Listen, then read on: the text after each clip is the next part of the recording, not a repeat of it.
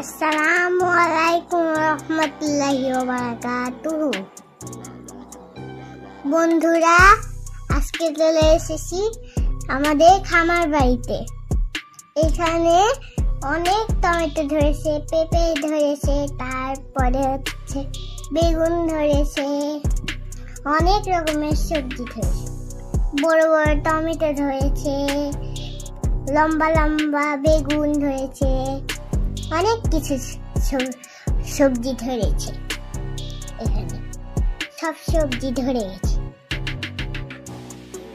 আমরা পানি দেই, এজন্য এই সবজিগুলো এরকম হয়ে গেছে। অনেক ভালো হয়েছে।